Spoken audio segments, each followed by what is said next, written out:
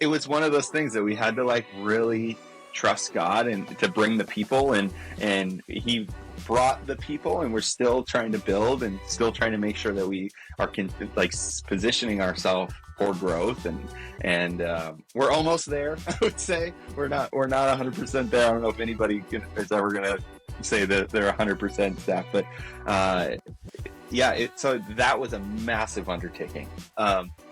Casting the vision to the church as a whole to make sure like the tech teams and worship teams were bought in, and they bought in really quickly, which was awesome, and they did an incredible job of equipping students. That was a big, I would say, a problem that I noticed was that we needed more students to be serving and not as many just adults serving. And I wanted to see more students on the worship team. I wanted to see more students running lights and running the slides and things like that. And they did an incredible job of helping to kind of raise the bar and build those teams out as well. So that was a really, really big God sighting to just see more students serving and engaging and on the platform and all of that. You want to get into some of the questions and kind of, I just hit record, so I always record everything and I'll just chop it up later. Yeah, that sounds good. It'll be fun. You gonna do like your cool little intro, or you just I don't know. I think you just did it. Yeah. I think whatever you just did will be the intro. Yep. Joey, thanks for taking some time to get on a call and tell us a little bit about your life, about your ministry, everything that you got going on, man. So why don't we just open up? Tell us a little about where are you at right now? Tell us a little about your church, the city you're in, all that stuff. Yeah, so I am born and raised in Minnesota, and so through and through, Skull Vikings. Let's go. Yeah, the way you just said that sentence got more nasally, like as it went. Yep. As a Chiefs fan, I'm like, sorry, buddy. It's just like, yeah. Yeah, the Chiefs are the Patriots of the past. Like, everybody hates you guys now. So it's because we just win just enough. Like, we don't blow you out, but like, we win just enough. Yeah. So I grew up in Minnesota, and then about 2 years ago, my wife and I moved to North Carolina, and we were only there for about a year, and then we moved down to Orlando, Florida. So that's where we're at now. Is we're in Orlando, and man, Orlando is like the best city in the world. You go to Disney every day. Yep, basically. Yeah, Disney's awesome. Universal's awesome. It's got the foodie culture, all of that. So I'm at Discovery Church, and Discovery's kind of like right in the heart of Orlando. And the unique thing about Orlando, and I can only really compare this to like Minneapolis, is when you leave Minneapolis, you can very clearly feel like you're out of the city. Orlando, it's just everywhere in Orlando feels like you're in the city and you're in Orlando until it's like the sticks of Florida, and you're like, oh, we're no longer in a major city. So that's kind of a unique thing, but yeah, Orlando is awesome, and been at Discovery now for almost a year. So it's been a good time. I love it. Okay, tell me your favorite Orlando spot. I was there last year for like 48 hours. But like outside of Disney? Or yes, outside of Disney, you're like, what's the thing to do? You're like, that only Orlando people would know. You're like, this is the thing to do. Yeah, so the like true Orlando people would probably say like the springs. There's like, if you ever look it up on like TikTok or anything, there's like these Florida springs that are like freshwater things, and it's like really cold water, but you can see to the bottom, and it's like this beautiful, beautiful area. I think it's about an hour north of Orlando. But there's like many of them, and they're just all gorgeous, and you can see manatees. You gotta be a little careful because every body of water in Florida may have some gators, but you probably be able to see them, so it'd be okay. Yeah, like I don't know if I'm more afraid of the gators or just like the Florida man like vibe of like like I'm a Midwest guy, so everybody's like over me a little too nice, so it's like Florida man got a rap. He got a reputation. They do. Do. You gotta stay away from those born and raised Floridians. These guys are crazy. Crazy. Okay, I'm gonna pivot a little bit because before we get into the church stuff, I want to hear a lot about what you guys are doing at Discovery. But what would you say is your ministry superpower? Like the thing that you're like, if you look at everything that you're skilled and you're gifted at when it comes to ministry things, like what's the thing that you're like, man, God's made me to do this? Yeah. I would say that discovery, we've been really leaning into the working genius. So are you familiar with the working genius at all? Yeah, that's I'm Patrick not. Lencioni, I think. He's got a book and podcast with it, but I would say that's a great, it's like similar to an Enneagram, but it's a little bit more leaning Less towards like demonic. yeah, less demonic. It's a little bit more leaning Less to like, pentagrammy. yes. You So know, I know. I'm just kidding. it's been super helpful for me. And the two things that I am, my working genius is what it's called, is the first one is being a galvanizer, and the second one is tenacity. And so what that basically means is like galvanizing is like the casting vision, the building of the teams, the, hey, we're going to go do this together as a team. And then the tenacity is like crossing the finish line. And so I'm like a to-do guy. And so, whenever there is I say all that because whenever there's like a goal or a task or summer camp or a number that we're trying to hit, things like that. Like that is where I'm like, I'm going to work as hard as I possibly can. And we're going to break through those barriers of whatever maybe problems that we're running into. And so that's where I've seen really over the last years, I've been more aware of that. Seeing God really show up is through that, like the galvanizing of building the teams out and the helping to like really accomplish what we're setting out for. That's awesome. Yeah. Which is probably why you're really good at your job, because like that's so much of ministry, right? Is the casting vision. Tenacious. Yep. That's quite like you should put that in like your Instagram bios, like I should. like Yeah. galvanizer, tenacious, like Yep. tenacious, bro. Like what a word. Yep. But that's amazing, and I would love to hear like how has that played into like what you do. I know you just mentioned like, hey, we're trying to do this camp goal. Yeah. But how have you seen those things play into the day-to-day ministry and the things that you're trying to do with the church? Yeah. So I would say, so we, back in May, our youth ministry at my specific campus. So I serve as the high school pastor at the broadcast location. And our youth ministry was about 130 students. And we were planning on launching a new student center.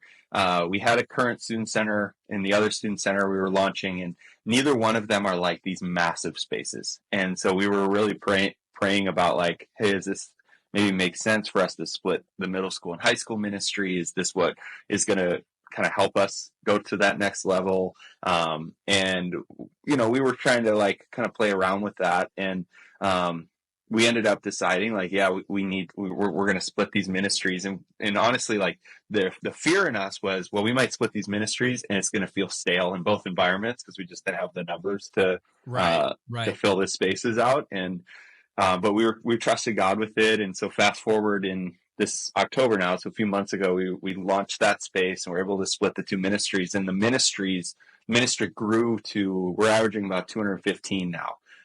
And so there's actually a need for both of those spaces. And if we didn't plan on that and trust God, we wouldn't be able to do ministry on a weekly basis in that one environment because it would just be too packed. So that was incredible to be able to like, basically the splitting of two ministries is all galvanizing and it's all tenacity and trying to like kind of like cast the vision. We needed to build completely new worship teams, completely new tech teams, completely new check-in, new student processes, all of that it takes when you are splitting ministries like that. So that was a grind. And we saw God show up in a really mighty way because of it. I'm encouraged by that because literally like I just got out of a meeting talking about like, okay, that's the decision that we're getting ready to make here, because we just like take over our worship center, but we're hitting this number where it's like, we just can't keep doing middle school and high school together. We're out of small group space. We're like running out of space. We had to pull out foldy chairs, like, so it's a good problem. It's a growing pains problem. But I'm all right now, like, imagining this is probably like if I was on your team, like, hey, I feel the fear of stepping out in faith and trusting God that he's going to show up to make and expand his kingdom and to make more space. So that was encouraging. That was encouraging to me, just to hear a little bit of how you guys have navigated that and how your leadership's played into it. But why don't you tell us just like a little bit more about like your setup as a ministry, like get under the hood a little bit, like how are you structured? when you're thinking through mission and vision, what does that look like? And then we'll get into some stories. Hey, I hope that you are loving the episode. But before we get back to the content, I just want to ask two big things of you. Number one is if you are enjoying this episode and it's bringing value to you, please share it with a friend. If you can subscribe, that would be amazing, but share the content with somebody that would find it valuable today. And number two is to hop in our online community. I created an online space. It's totally free to connect youth pastors with other youth pastors, to share ideas, content, encouragement, things that you're going through. So hop in the community in the description below. Yeah. Yeah. So I would say that our ministry, we're pretty straightforward, kind of similar to what most youth ministries probably run across the country with. We have the worship, sometimes we'll do some games. We'll have the live teaching, small groups on Wednesday nights. So all of that is kind of like one night where, and then on Sunday mornings, we have middle school Sunday mornings as well. And so that is an opportunity for the middle school students to go a little bit more deeper in discipleship.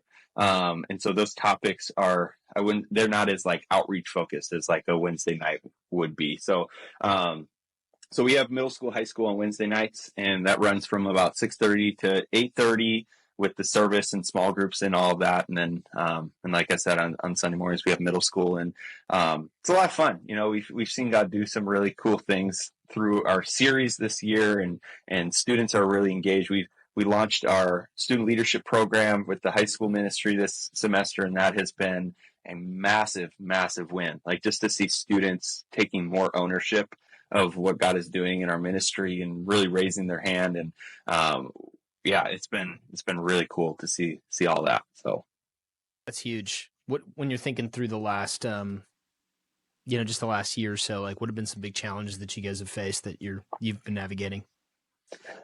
Yeah, leader quantity and quality has definitely been the hardest one. Is just like with the growth that took place, it was about 85 students from May to when we relaunched in August. We need a lot more leaders to pull that off, and a lot more people to pull off worship and tech in multiple spaces. And you basically doubled your volunteer. You're like, okay, by us making this decision, we're going to have to Yep. double our volunteer team. Yep. Which is like an astronomically big, like volunteer, recruitment effort. So that's a huge challenge. Yeah, it was massive. And it was also, we had to resist the temptation to like just fill the seat with anybody that was willing. And that's an easy thing in ministry. Just like, we need a 6th grade boys leader. This guy says he'll do it. There's Mike. He's been coming. He might be Mormon. Not really sure. Yeah, we were. Yeah, so it was one of those things that we had to like really trust God and to bring the people, and He brought the people, and we're still trying to build and still trying to make sure that we are positioning ourselves for growth, and we're almost there. I would say we're not 100% there. I don't know if anybody is ever going to say that they're 100% staff, but so that was a massive undertaking. And I don't trust youth pastors who are like, you know what, or ministry leaders who are like, hey, do you need some more help? They're like, I think we're good. Yeah. I'm like, I don't trust you, man. Yeah. I'm like, you interested? I have a spot.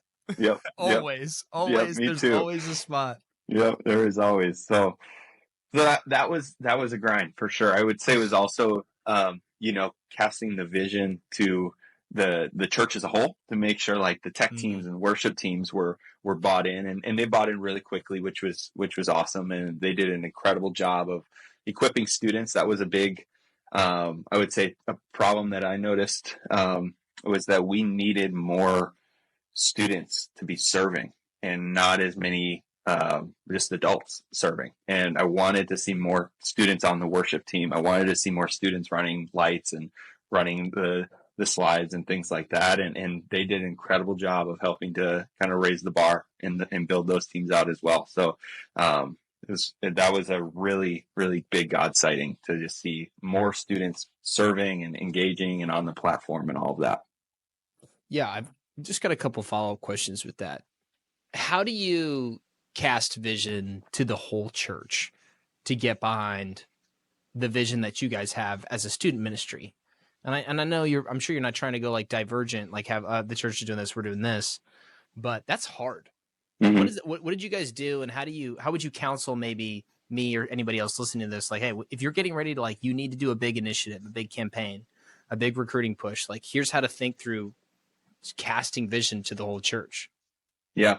I would say it came through relationships was number one for sure, is that it was, we never got on the platform like on a Sunday morning and said like, hey, here's what we're doing. We need more volunteers. Who's willing to kind of step up? And, I've done that in the past, and you usually will find people that are maybe not the right fit. And so it came through relationship of tapping onto the right people. And and this season I was very new. When we started recruiting, I was probably 4 months in.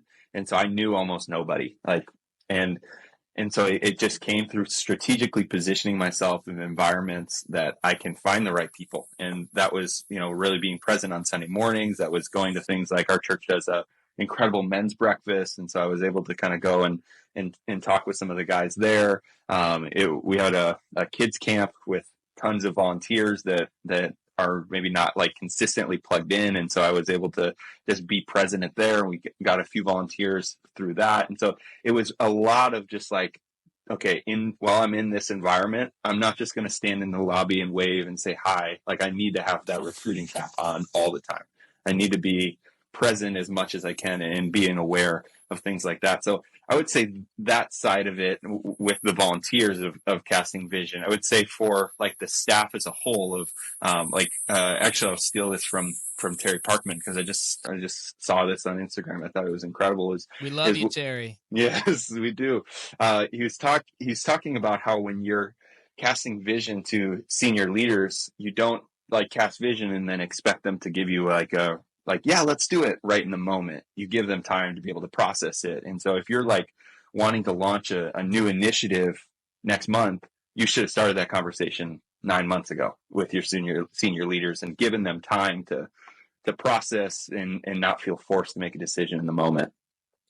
Yeah, that's really good. Like, get the runway nice and long. And I think the same principle goes to like volunteer recruiting. Like, you're going to freak out if you don't have a pipeline of people that you're having long-term conversations with. You're like, I need 8 volunteers right now. And you're like, I only know 10 other people in the church because I'm just hanging out with all my volunteers. You're like, I'm not saying you're hosed, but I'm saying like the anxiety's a lot higher than, if you're like, no, I've got a pipeline of 50 people that are great, people that love Jesus, that are following the Lord, that are members at our church, that are serving or that aren't serving, but I'm just trying to build relationships with, get to know, and as I share my heart, I'm going to understand their heart, and you're just sort of can take a breath, like when you have a full pipeline.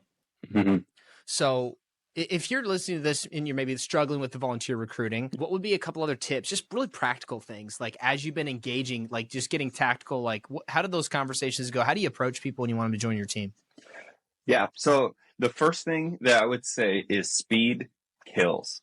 And it's such a really simple tactic, but it does. Speed kills, and you got to strike when the iron's hot. What I've found is our church uses planning center and workflows and things like that. And there's people that will submit volunteer applications, and if you don't get to them in a day, you might as well not even reach out, because people lose interest that quick. And it takes if you are faster than other people, you will win most things. And that's like, yeah, of course, that's how speed works. But in ministry, it's the same thing. It's like, if you want to win, you've got to be fast, and you've got to be willing to like not just let that person sit for, hey, so and so told me that they're interested in serving. Well, that was 3 weeks ago now. Not so sure anymore. And so it's one of those things that just takes time. It also is, when you do have an opportunity to sit down with somebody, really taking the time to like, hey, this is your opportunity to cast a vision, to get them on board, to understand like, this is why you serving in next gen ministry or student ministry matters. This is the impact that you're going to make. Here's some of the stories that we've heard from our leaders, and the ways that God is changing students' lives. Like, man, can you imagine, you being a part of that and just inviting people into what God is doing. I think that was an incredible thing that we strategically did. And then the third one is just allowing people to come and visit your youth ministry without no strings attached. Like, hey, would love for you to come and check it out, see if this is something that you want to be a part of, because the last thing that I want is somebody to go through the whole process, sit down with them, and all of that, and then they show up on a Wednesday night and they're like, this is not for me. And I want people to be able to experience it and kind of take that next step before they like sign on the dotted line, if you will, and are introduced to students. And then there's this like awkward, like, hey, where's Chad? I haven't seen him in a few weeks. And so I think that all of those things have really helped our recruitment processes. Oh, Chad. We've all had a Chad. Yeah. Yeah, I'm a huge fan too of just creating some like. I just had this conversation yesterday with somebody. We were talking about recruiting and about like not like lowering the bar, because you like you're simultaneously trying to raise the bar of expectation and vision of like, oh no, we're not playing dodgeball and line tag in the gym. Mm-hmm. Like we're making this like this is the most important ministry you can be a part of. You can Yep. to give your life to. But at the same time, creating different tiers of access to what does being a part of the team look like? Yeah. Because I've seen for years, like having, I need more small group leaders. I need people to think like disciple makers, right? Like, Mm-hmm. like I know that I need like more of that in my ministry.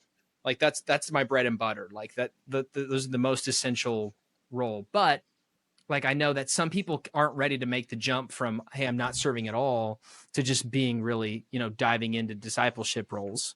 So like finding areas to get people on board with safety team and get people on board with just, hey, can you just come greet? I just want you to see it.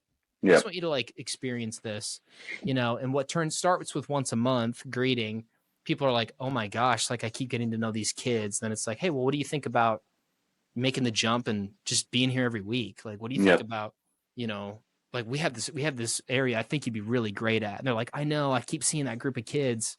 Like I've had that conversation over and over and over again. So what does that look like? Do you have getting people involved? Do you guys have different like tiers of involvement that you can get plugged in as a church? Cause we've seen that really effective in our context.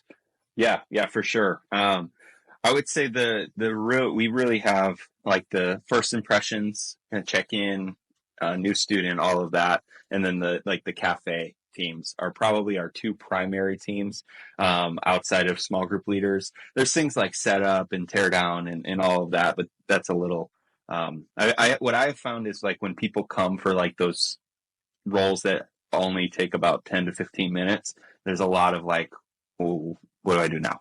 And there's like a loss of value. And so I try to kind of give those roles away to other people as well. But so I would say that, yeah, definitely opportunity for tiers, and definitely like, hey, if you want to start out once a month, I think there's a lot of like, some people won't just like, I'm all in, and they're not going to make the jump because it's like, I can't commit. But once they get their toes in it and they experience it and they start to see like, man, what an impact I'm making every week, things definitely begin to shift. So what does developing your team, when you're thinking through coaching your volunteers, training them, ongoing, what does that look like for you guys at the church? Because I know that that's a huge challenge for every single person listening to this. It's been something that as we've grown our team, what was once 10 volunteers turned into 15, 20. Mm-hmm. Okay, I think I can still kind of be the guy, Yeah. But as we continue to grow this, like that's a huge challenge. You have to figure out like how do we scale development, and just have a clear lane. So what does it look like for you guys? Yeah, so we started a new kind of development pathway this school year. And what we ended up doing is every month we want our leaders to have a development touch point with our team. So that might look kind of differently month to month, but most of the time what it's going to be is August, we're going to have our like kickoff leader training, casting the vision for the whole school year. And then October, November, December, we're going to do short videos that are about 10 to 15 minutes that we make in-house with our student team. And it goes from different topics, from how do you disciple students to how do you make sure that students are feeling known in your small group, all of that. And then in January, we'll do like another leader training, kind of revamping for the rest of the school year. And then we'll do again those video based things that we will break down. We have like leader huddles that we do before each Wednesday night, and we'll break down those once a month and kind of just talk about that as a leader team. What are you thinking about? How can you practically apply this teaching and training into your small group environment on Wednesday nights? And I think that's been really helpful. It's one of those things that we've only been doing now for about 3 or 4 months, and so the consistency of it is what we'll kind of tell down the line, if even looking towards next year, if we're continuing to do that and it's continuing to add value. I think that'll be cool, but it's maybe a little too early to be like, this is the best thing ever, everybody's got to do it. So Right. Yeah. I mean, and you know, sometimes it just takes a year, 2 years. yeah, I just put an episode out with Justin Knowles earlier this week, and he's a rock star, but he was just yeah, talking about moving from the church that he was at, and now he just is back at a single location church for the first time in years. You know, he's always been in the multi-site kind of world out there in California. And he was just like, you know, when you make a big change, like whether it's training or whether it's a systematic thing, you have to really give it 2 years to know, mm-hmm. is this actually going to work? Like, is it really effective? Like once you know it's something that there's value there, he's like, it's just, you got to be patient and you Yeah, just got to be consistent. So, yeah, man, I'm hoping that and praying that that'll be a really good, effective, you know, way to just continue to train your volunteers. I know we've, I've been personally working through like, man, how do we continue to do this at scale as we yeah. keep bringing more and more people on? That's a big challenge. But maybe just share if you're willing to, you know, maybe just one or two other just challenges you guys have been facing. I know you said you talked about growing the team is a big one. But Mm-hmm. what have been some other things that, as you're thinking through, you know, just the season that you're in, challenges you've been facing, and maybe how God's shown up in those? Yeah, I would say one of the challenges that we faced is because we split the middle school and high school ministries, they were together forever. And it has almost felt like we need to reestablish everything. Probably more so in our middle school ministry than in our high school ministry, just because high school kind of feels the same. There's just not as many, or not middle schoolers in the room, but middle school, the kind of the strategy and the way that we've been doing middle school ministry has really dramatically changed because we're in a middle school only environment. We're able to do a little bit more like crazy like controlled chaos is probably the word that you would want to use, middle school style games and things like that. And with that, you know, it can be easy for students to feel like, you know, bouncing off the walls and all of that. And so we've had to like kind of like coach culture a little bit more than we have in the past. But it is one of those things that both environments, you kind of have to reset the culture and like really, and I've really been leaning into this with our team. Is like, you know, the Craig Rochelle's culture is a combination of what you allow and what you intentionally create. And that has been like the thing that has been tattooed on my mind every Wednesday night is like, what culture are we creating? What things are students doing that we're like, oh, it's not that big of a deal. And it just kind of continues to fester, and then all of a sudden it's like, oh, we got to deal with this. And so it's one of those things that culture, building that culture in both of those ministries, and they both have to have a unique feel. Like the high school ministry can't feel like a middle school ministry, and a middle school ministry can't feel like a high school ministry. And so it's taken some intentionality and thought process of how do we build this so it's like fun and engaging for both age groups, but also discipleship is the focus, and we're kind of leading them to that point. Yeah. How did you and your team do that? And did you guys sit down and write down, hey, these are going to be our 5 cultural value pillars? This is going to be, you know, are they the same? Are they different from middle school and high school? What does that look like on the intentional side of building the culture?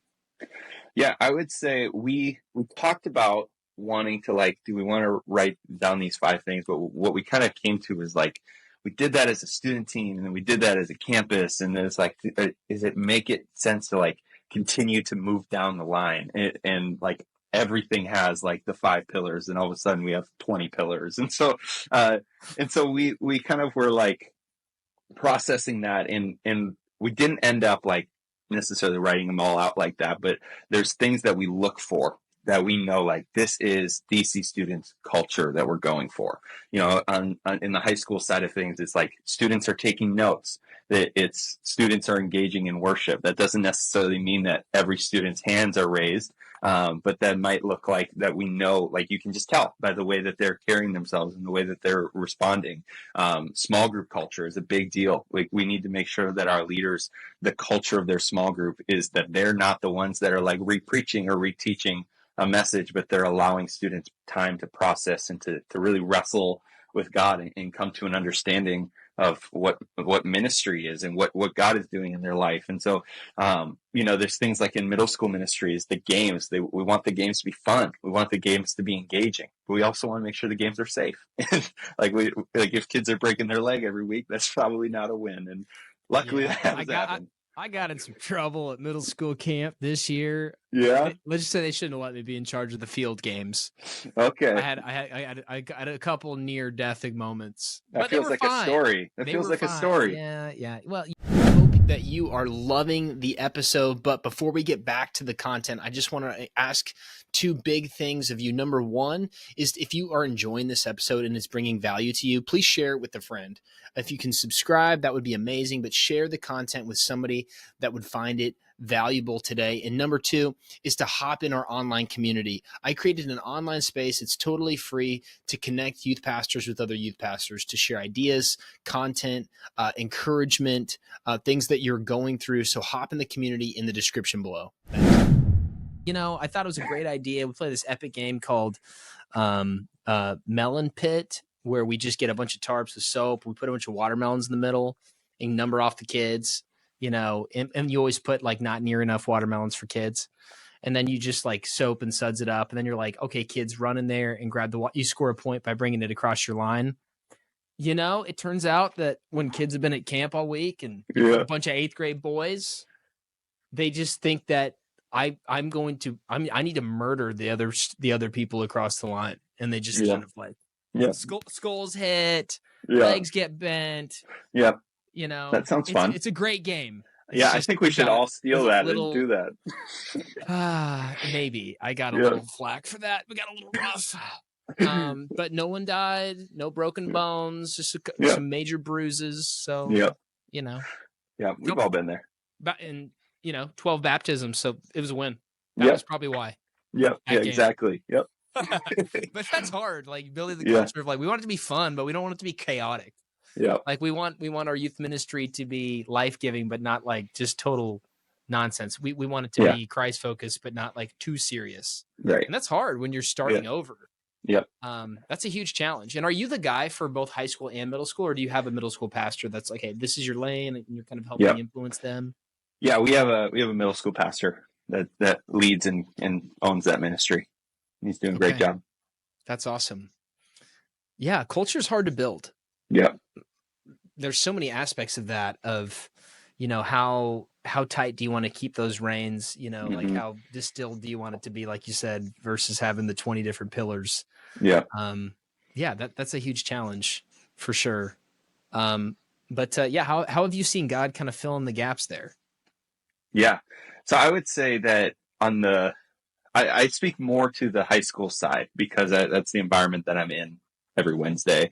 And so I don't get to see the middle school side as much, but for high school ministry, what we've seen is we have seen more and more students coming and bringing their friends. And that has been a huge, huge thing. One of the cool stories that I'll quickly share is there's a public school in Orlando. It's named Cornerstone. So go Ducks, Cornerstone Charter Academy. And they're a school of K through 12, and they have about 1,000 students through K through 12. And so what we've seen is that school, more and more people have been coming. And I think at this point, we probably have like 50 high schoolers from Cornerstone coming, and which when you break that down into like the high school percentage is probably about 400 high schoolers. And so to have even 50 of those 400 is an incredible God sighting, and just to see God like continuing to reach specific high schools and in a city like Orlando, I'm not sure with where you're at, how many high schools you're reaching, but it's one of those things that's like, man, it feels like we have pull at 15 high schools, and Yeah. it's like so challenging. It's like, which schools do you invest in, and what schools do you like really lean into? And demographically, there's high schools that are 40 minutes from us that we're getting lots of students to come to. And then on the other side of it is like, we have schools that are 2 minutes down the road and nobody's coming. And it's this weird kind of dynamic. So sorry, I know that you were asking more about specific stories, so I went on a little bit of a rabbit trail there, uh, No, it's but great. it's one of those things that, like, when it coming back to like the culture of invite has been one of those things that God has really instilled in our students. And there's many students that have just like taken that, and they're like, this is a place that we invite our friends into. And I could tell you probably 20 students that have like come this year, and even in the last just semester, that have said yes to Jesus and gotten plugged into their small groups. And we had like a big Wednesday night Christmas party last Wednesday, and there was one of the students that came, and it was a different kind of night, but he was there, and he was like, hey, how do I make sure that I don't miss out on any upcoming events? And he's a senior guy, and I'm like, man, this is incredible. And he just got invited by a friend, and just to hear the stories of things like that, that's been incredible. Yeah. How do you drip the vision to build an invite culture? It's a great question. It takes a long time, and it takes key students. Um, Influencers, I think, is where, and this is one of those things that, so my senior lead pastor, his name is Don Cousins, who is Kirk Cousins' dad, in case you're wondering. So that's pretty cool. The Vikings Yep. connection just keep getting better, even though Yep. he's not there anymore. Sorry. Yeah, I know. It's tough, but and he was a youth pastor at Willow Creek. He's kind of like the first youth pastor there, and he built this youth ministry that was of 1,000 students. It was this wild story, but he talks about, like, the reality is that there is a caste system to high schools, and there is the people that are at the top, and then there's the people that are at the bottom, it can feel harsh, and you don't want to like necessarily play the favorites game, but you do need to lean into those influencers to help build the ministry, because the influencers are the people that have the influence, and they have to be bought in. And he told me this story about how like his son Kirk, as you can imagine, varsity quarterback when he's in high school, and how uh, he had a lot of influence, and he got to the point where if we can get somebody like Kirk Cousins to go and sit with a kid that's at the bottom of this high school caste system, if you will, and really care for them and love them and point them to Jesus and invite them into what God is doing at your midweek gathering or on Sunday nights, that is where the secret sauce is. And so my vision leaking strategy has not necessarily been like, let's get up on the platform every Wednesday night and we're just got to tell, like, hey, invite your friends, invite your friends, invite your friends. Obviously, we want to like make sure students are in the know of events, but the strategy has been more of leaning into these influential students that I know have pull at their schools, and asking them, like, hey, what would it look like for your school to really just see revival break out? Like Dr. Phillips High School, what would it look like for you to invite five more guys or five more girls, and putting the challenge on individual students and building relationships with them as they expand their ministry, and just to see like the ownership of students has been, that's what I would say has been the game changer for us, is the getting students to have the ownership of the ministry versus like, this is my ministry, help me build it. This is yours, this is ours, like, let's build this thing together. Yeah. Yeah. How do you do that? Like, Yeah. is that through your student leader team? Is that just through, hey, we're just going to have X amount of one-on-ones a week with kids? I'm just trying to think through, like, if you're going to kind of coach me today, you're like, hey, Ryan, we're going to help you grow your invite culture. And the way we're going to do it is through getting your key student influencers in all of your different high schools represented, all 12 of them or whatever, like we're going to identify. How would you kind of coach me through that? Where would we start? So I would start by writing down every high school or middle school that you are currently reaching, and just write down those names, and then write down what is one guy and one girl from each of those schools that has influence. And they may not be the coolest person. They may not be the kids that are walking in with the dunks and the Jordans and they dress the cooler, the athletes or whatever. But they have influence. Maybe they're a part of, like, heavily involved in FCA, or maybe they are one of those people that is really involved in plays. Because what you don't want is, hey, these are my 15 high schoolers and I've got all athletes spread out. But you want a variety, and you want to see different students that reach different demographics. And so you want, okay, here's at least 1 and 2. If not, obviously the goal would be even get maybe 2 or 4 guys and girls from each school that are in different lanes of influence. And then you'd sit down with them and you'd cast that vision of like, hey, here's what this looks like. What would it look like for you? You're somebody that I have identified that has influence. How can we expand your influence? How can we use your influence to expand the kingdom of God? And allowing them to buy into it. And so that has been a good strategy. I would say that a lot of those students are a part of my student leadership team. And so that I've also invited them into like, hey, here are our numerical goals. Let's hit these together, and not making it this like obscure, like, I don't really know where we're going, but it's like, hey, this is where we were last night. And this is our goal, and here's what we're trying to move towards. So things like that have been helpful. Yeah, and I think that's a great point that you're saying of not trying to get too I guess homogeneous is the term. I did a really, really good kind of like house church network missions training kind of program several years ago that really just changed my paradigm of thinking like missiologically. And one of the things, and I know it's kind of a big term, but like, like your strategy behind doing evangelism amongst the lost people in your city, in your context. And the way they said, like, most people think of like environments in a city or environments like students, and they think of it like a pancake. And it's like, oh, if we can just go reach students, like students will reach students. But the way that they said, like, that's not really how society works.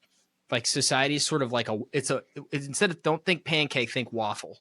Because on a waffle, there's all these little grids.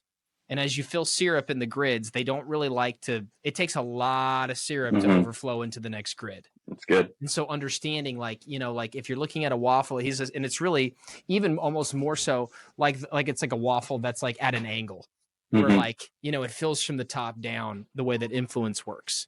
Yep. Almost to your point of saying like, unfortunately there is a caste system that's in play, but thinking through like, how do we get as much syrup in all the different waffle grids and hopefully, God willing, they overflow and expand and multiply to the point where they're overflowing into other, cross-pollinating, I guess, or connected grids, of like your students who are also athletes, who are also involved in clubs, who are also in concentric classes, who are also, have a friend or have a sibling who's in theater, and how that, is also crosses over in student government, like to your point of like getting almost granular with like, okay, in our high school, what's our strategy? Because a lot of times I think we move so fast and we try to just tackle too much, or we're thinking too, just like, okay, I've got, 20 kids over at, Cornerstone, so I guess we're good, versus like, how do we really get into the weeds with those students at that campus in order to really give them owner? Because we can't do that. Like as student pastors, we're like, we're adult dudes who, every school is a little different. I can get on certain school campuses around us that really like me to go, but I mean, I'm one person and I'm not a student, so it's just interesting how influence flows like that. Yeah. It is one of those things that I think that there's kind of two schools of thought when it comes to campus ministry. Is like, there's some people, and I grew up in a town like this, that there's one high school, and that like youth ministry pretty much only reaches that one high school. And it's like, youth pastor, like, do whatever you got to do to get on that campus and to be as present as possible. And that will naturally help you gain influence and get to know students. But when you're in environments like I'm currently in a city like Orlando, it's like, there's only one. If I try to invest in every high school, I'm going to invest in no high school. And I need to like, okay, what's one high school that maybe I can lean a little bit more into? And then who are students that I can do ministry through and coach them to do ministry?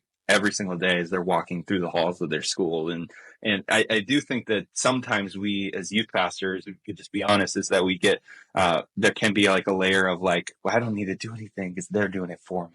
And you can get into that attitude. So you need to be careful to guard against that and know, like, no, we need to be intentionally investing, and not just like take the cop out of like, well, I've got students that are there every single day. So it's campus ministry is not easy. Yeah, and I think the concept is modeling, right? Like, Yep. like what does Jesus do? Like, what does our Yep. Lord do? He models, he assists them, he watches them and lets them go do their thing. Luke 10, Yep. right? Like, and then he leaves eventually, and he's Yep. like that model, assist, watch, leave is always kind of that framework that I've always heard Yep. is like that's the yes, because to your point, if we're the only ones doing it. I think like that's a Robbie Gallaty quote. He's a beast. He's like, I love evangelism, but I like this. I'm more passionate about discipleship and disciple making. He says, because I just don't want to be the only one doing it. Yep.